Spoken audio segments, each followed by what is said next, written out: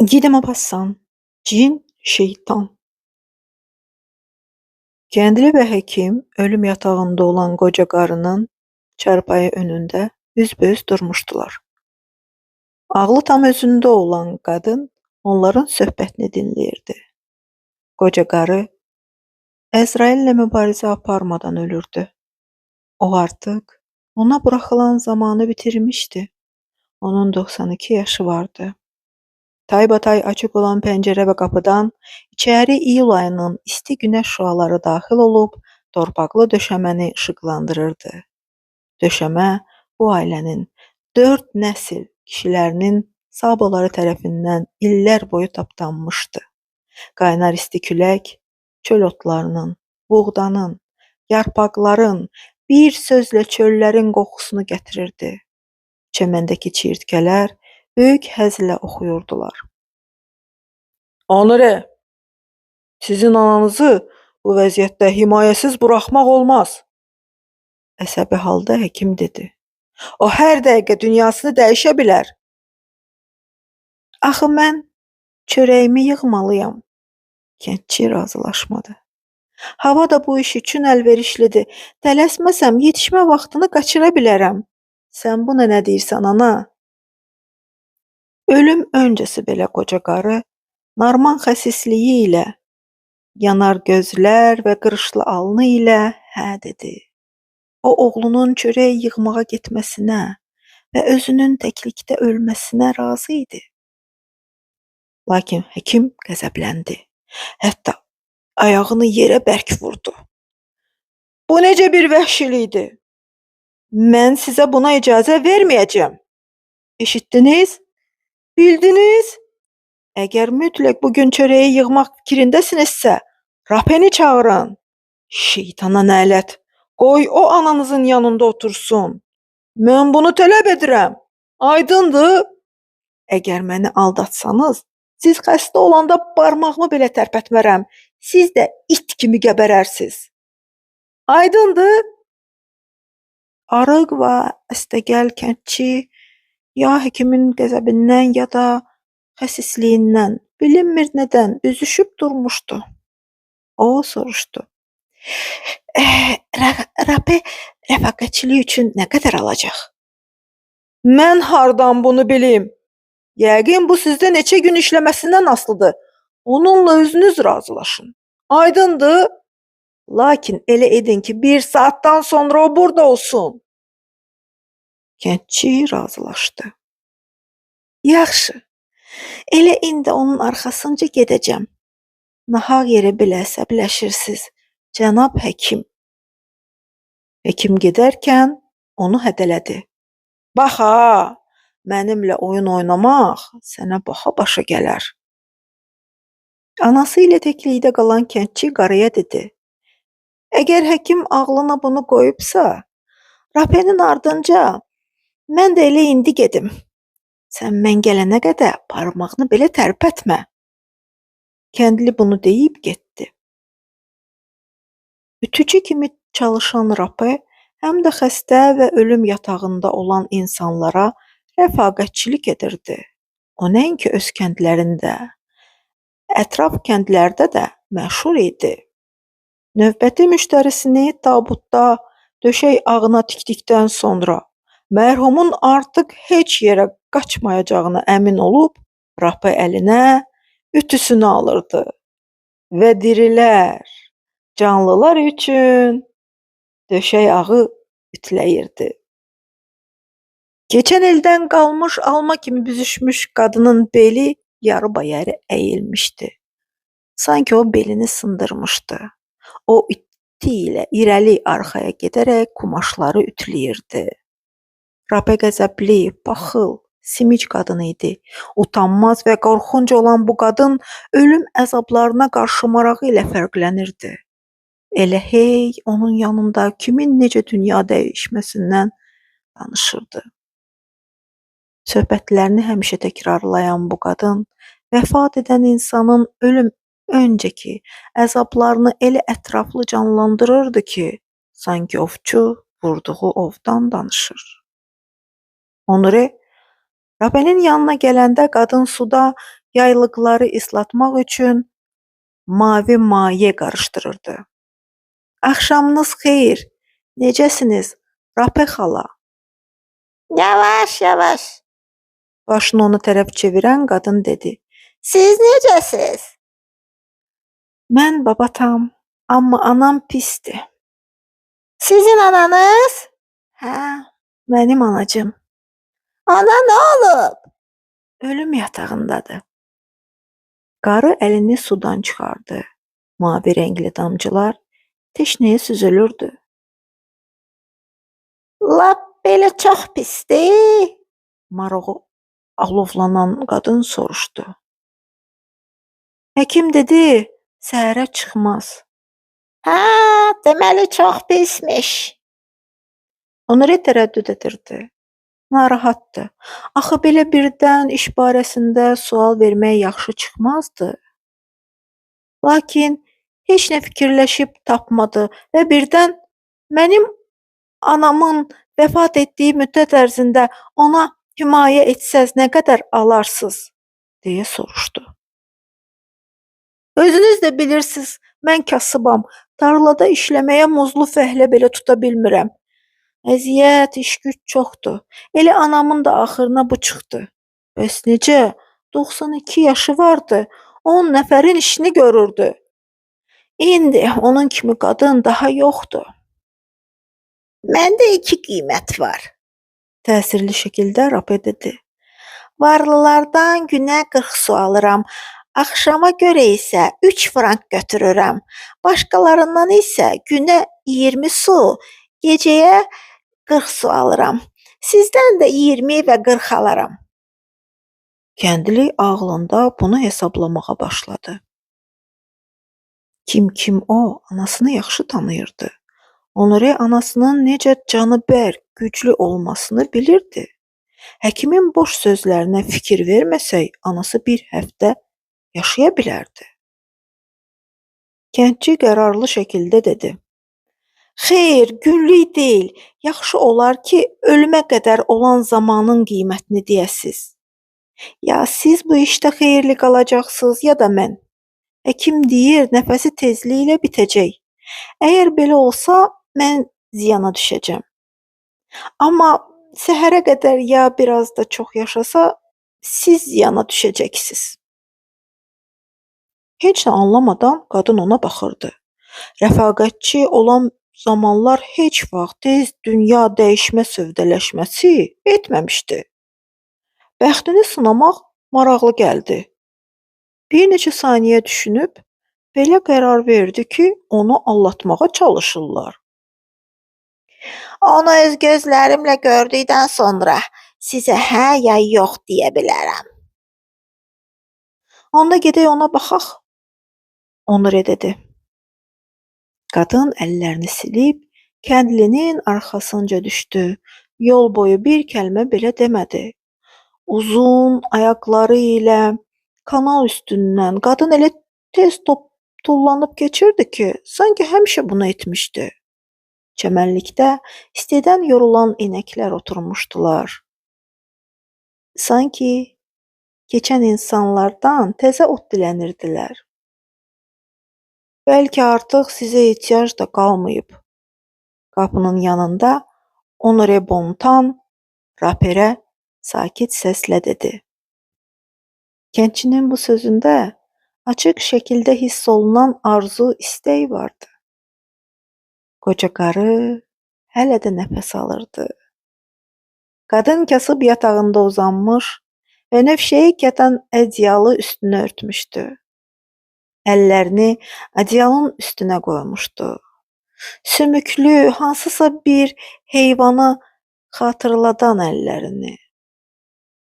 Çox güman ki, revmatizmdən əyilmiş, ağır işdə çalışmaqdan korlanmış əl və barmaqları elə xərçəngə bənzəyirdi. Rapə yatağa yaxınlaşıb, sonu gəlmiş qadına gözlərini zillədi. Sonra ürək döyüntüsünü əli ilə yoxladı. Döşlərini əllədi. Nəfəsinə qulaq asdı. Yenə diqqətlə qadına baxıb, Onure ilə otaqdan çıxdı. İndi qadın əmin idi ki, axşam hər şey bitəcək. Hə, necədir? Onure soruşdu. O 2 ya 3 gün hələ yaşayacaq. Hamısına görə sizdən 6 frank istəyirəm. 6 frank? 6 frank? Kəndçi qışqırdı. Sizin ağlınız qaçıb? Sizə dedim axı, anamın 5 ya 6 saat ömrü qalıb. Onlar uzun müddət durub sövdələşdilər, qiymət danışdılar. Rape dedi ki, çıxıb gedəcək. Çörəyi tarlada toplamaq mütləq lazım olduğu üçün Onre könülsüz geriyə addım atdı, razılaşdı. Yaxşı, qoy 6 frank olsun. Hər şeyin sonuna qədər, yəni ta ki cəsəd evdən çıxana qədər. Oldu, Qadın razılaşdı. 6 frank. Kəndçi iri addımlarla tarlaya yollandı. Orada isti günəş şüaları altında yetişmiş buğdalar başlarına əymişdilər. Özü ilə tikiş işlərini gətirmiş Rape xəstə qadının yanında əyləşdi. O bu işi başqa insanlar üçün əlavə pul müqabilində edirdi. Ana Bontan, siz etiraf və birlik mərasimindən keçmisiniz? Qəflətən Rape qadından soruşdu. Qadın başı ilə yox dedi və Allaha inanclı Rape arı çalmış insan kimi yerindən sıçradı. Aman Allahım, bizə yardım et. Bu necə ola bilər? Elə indicə kürənin ardınca gedərəm. Qadın elə cəld şəkildə keşişin evinə yollandı ki, meydanda oynayan uşaqlar düşündülər ki, kimləsə bədbəxtçilik baş verib. Keşiş libasını tez geyinib, ölüm yatağında olan qadının yanına yollandı.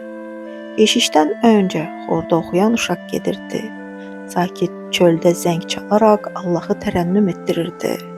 Uzaqda sahədə işləyən kişilər ağ geyimli birini görən kimi ucu geniş olan şapkalarını qaldırıb hərəkətsiz durdular.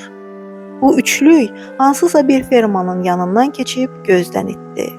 Saman bağlayan qadınlar keçənləri görüb dua edirdilər. Qara toyuqlar kanalın yanında başlarını aşağı salıb eşələnirdilər. Cəməndə ağaca bağlanan dayıça ağ geyimli keşişdən qorxaraq kəndir ətrafında fırlanmağa başladı.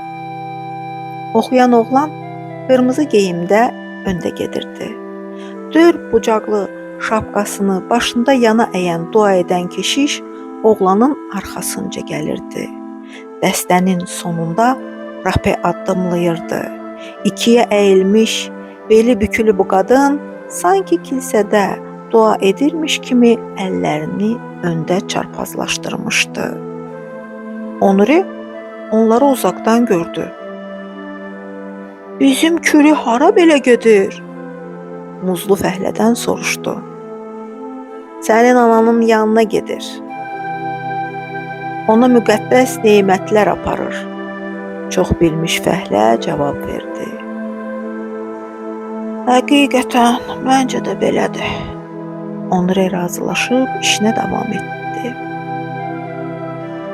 Qoca qarı etirafını etdi. Günahlarının bağışlanması təminatını aldı. Bundan sonra keşiş çıxıb getdi və havasız otaqda qadınlar gözbəgöz ikilikdə qaldılar. Rape yenə qoca qarıya baxır, nə zaman dünyasını dəyişəcəyini təxmin etməyə çalışırdı. Göy üzü tündləşdi, hava təzələnib sərinlədi. Otağa külək daxil oldu.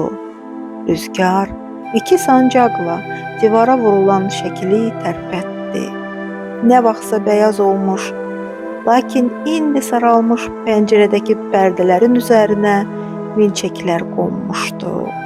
Onlar da sanki qoca qarının ruhu kimi buradan azad olub uçub harasa getməyə çalışırdılar.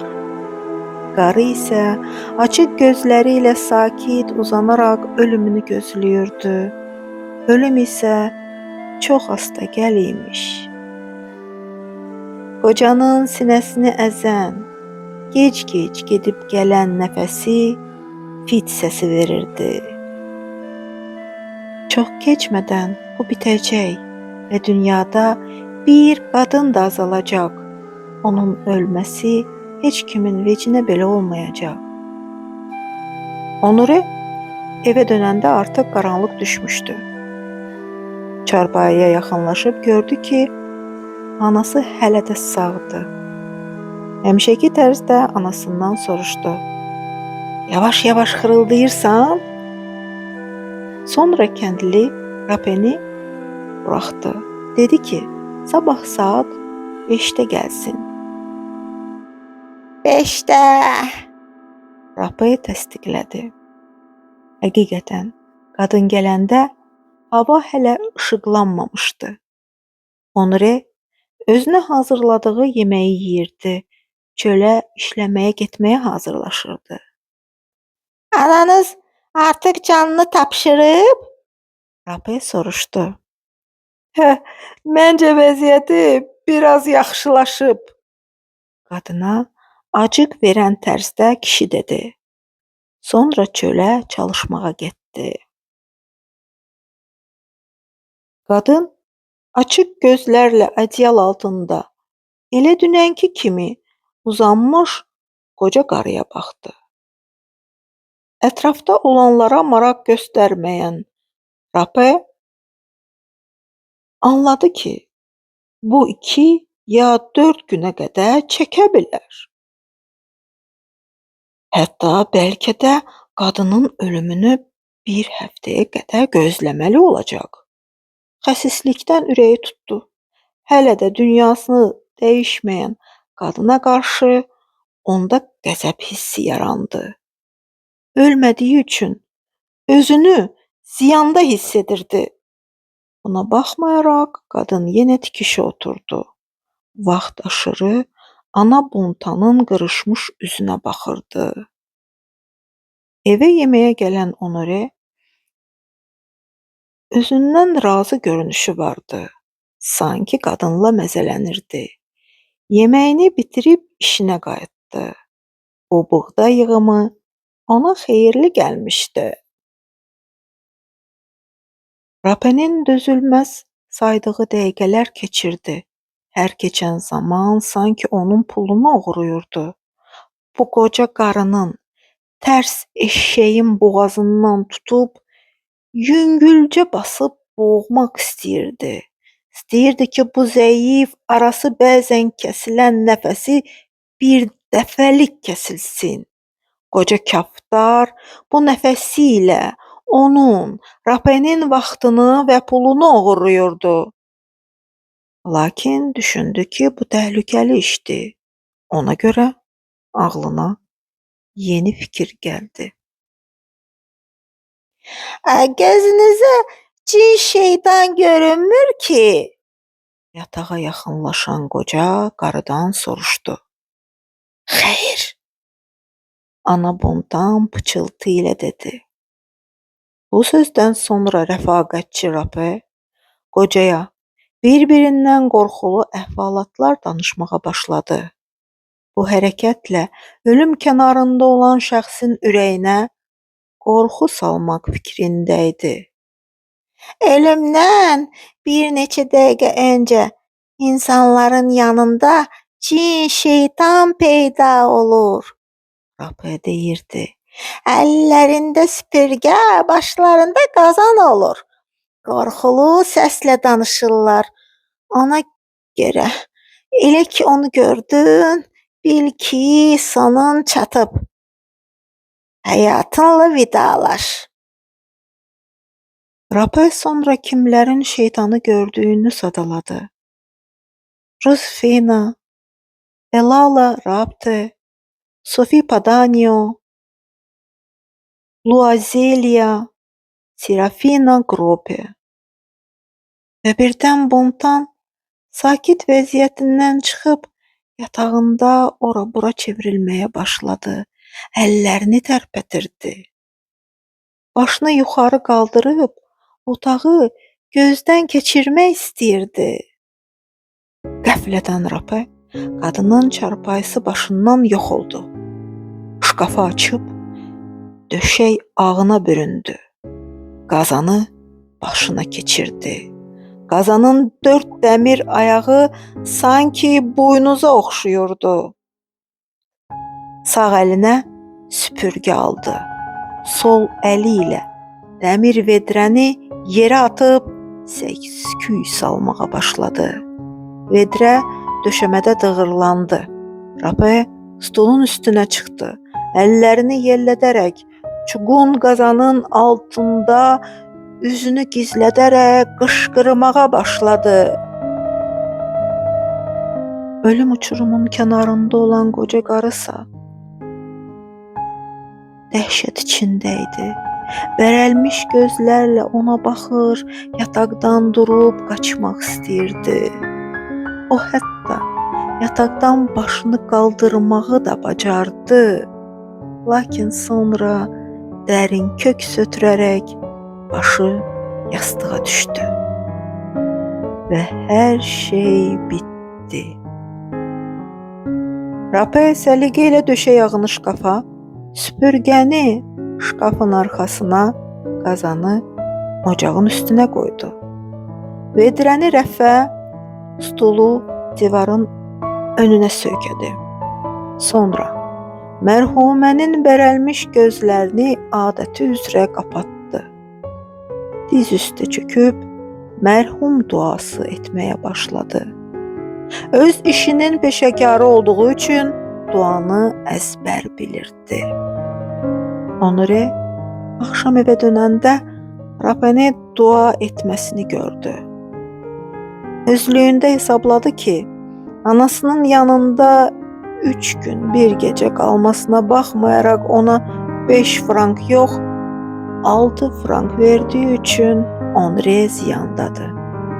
Rapə isə bu işdə xeyir görmüş sayılır. Lakin buna baxmayaraq pulları sayıb verdi.